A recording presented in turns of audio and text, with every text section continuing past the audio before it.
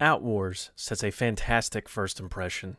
The game starts on this dark planet with this almost voxel-looking graphics. You're given a time limit to reach an evacuation ship and a waypoint. Between the starting position and said ship, there's smoking buildings, weird-looking aliens, all sparking curiosity. What's going on? What kind of game is this going to be?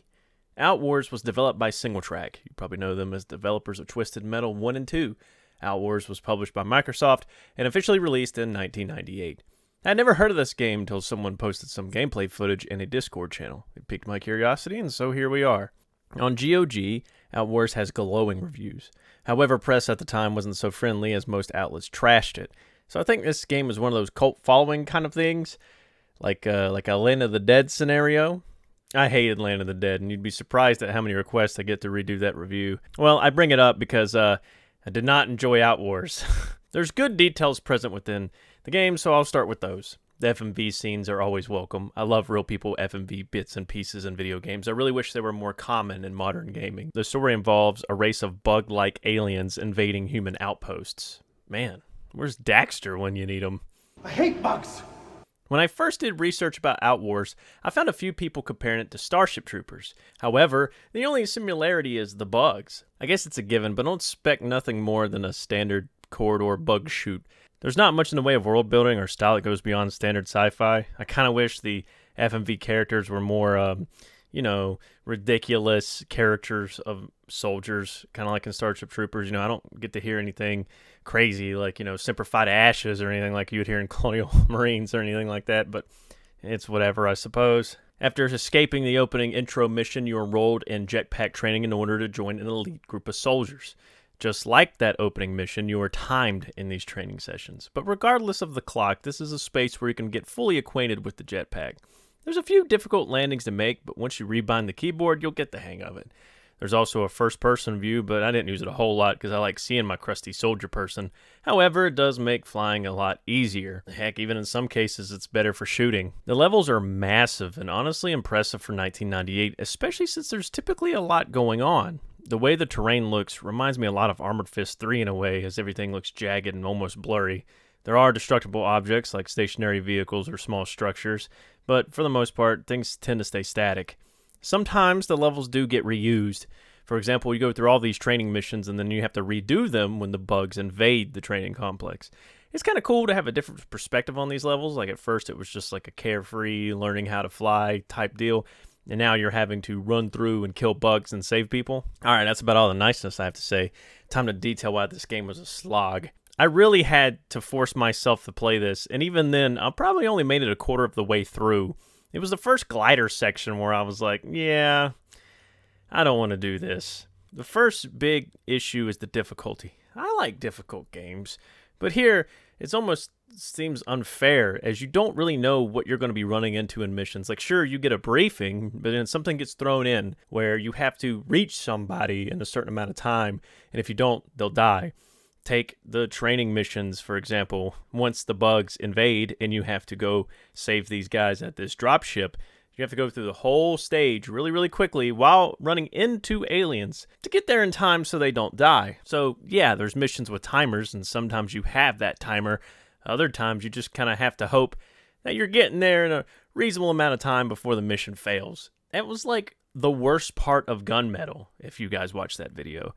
That was my big complaint there, was that you had a time limit, but you were unaware of how long you actually had, and Outwars is just horrible for this. Small stuff like that really annoyed me because you can't manually save in the middle of missions, and there's also no checkpoints, which again was like a problem with Gunmetal. So let's say you're following a waypoint and you stupidly decide to jump down a hole.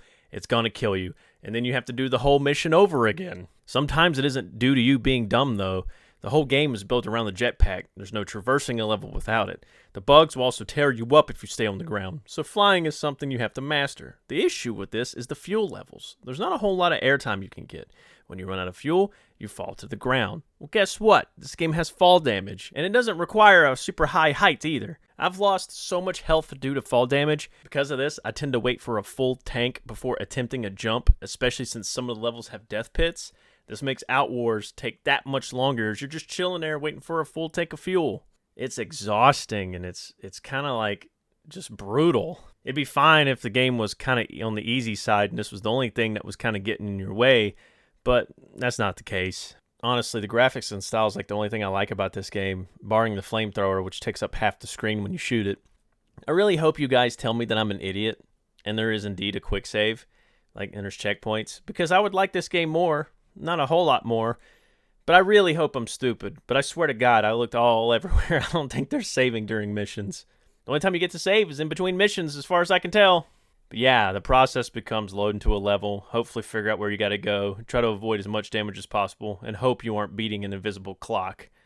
It is neat that you have AI buddies who all seem to have their own identities. It reminds me a bit of games like SWAT 3, where their moods or personalities affect how they act in a combat situation. I mean, they hold their own, and at least they take some of the aggro, but generally they don't help me a whole lot. I don't think I've actually seen them kill anything. They like to throw grenades everywhere and just not do nothing. And, that's all I got. I truly did not enjoy this game. Normally, when I don't like a game, I just scrap the video. And I don't do that because I don't like posting videos of me not liking games, but typically it's because they're shorter. They're on the shorter side. When I don't like a game, I don't play it far enough to really detail any more than just me not liking it.